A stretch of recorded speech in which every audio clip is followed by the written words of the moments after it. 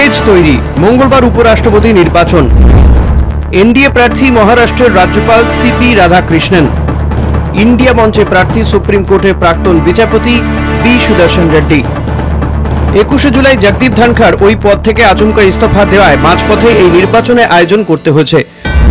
সংসদ ভবনে সকাল 10টা থেকে বিকেল 5টা পর্যন্ত ভোট নেওয়া হবে। গণনা শুরু হবে সন্ধ্যে 6টা থেকে। ভোটদানে যোগ দিতে আজ দিল্লি উড়ে গেছেন সুদীপ বন্দ্যোপাধ্যায় ও সৌগত রায়।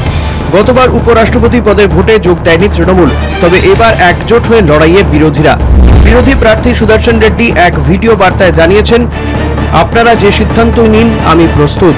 দেশ সবার, দেশকে নিরাপদে রাখা দায়িত্ব আমার থেকেও আপনাদের বেশি, কারণ আপনারা সাংসদ। এটা শুধু উপরাষ্ট্রপতি নির্বাচন নয়, এটা দেশের আত্মাকে বাঁচানোর লড়াই।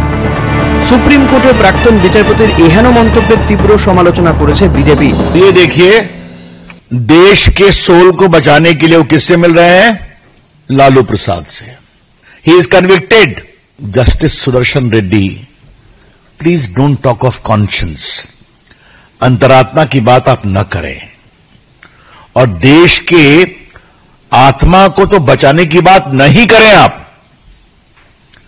It is hypocrisy in the extreme.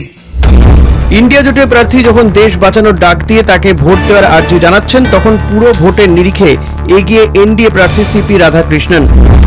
এই মুহূর্তে সংসদে মোট সাংসদদের সংখ্যা 781।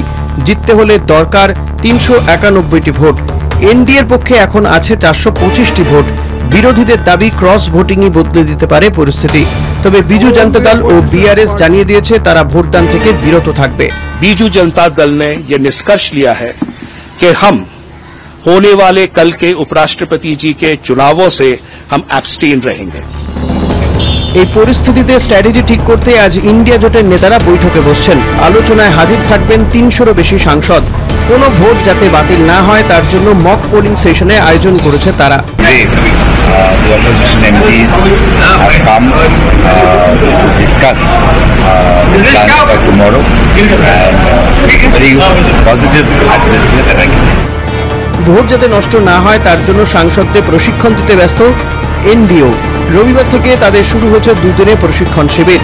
শিবিরে হাজির হয়েছিলেন খোদ প্রধানমন্ত্রীও। ফলে উপরাষ্ট্রপতি নির্বাচনের ফল যাই হোক, ভোট নিয়ে দু শিবিরই যে একে অপরকে চ্যালেঞ্জ ছুড়ে দিতে প্রস্তুত তা দিল্লির ছবিতেই স্পষ্ট। কলকাতা টিভি।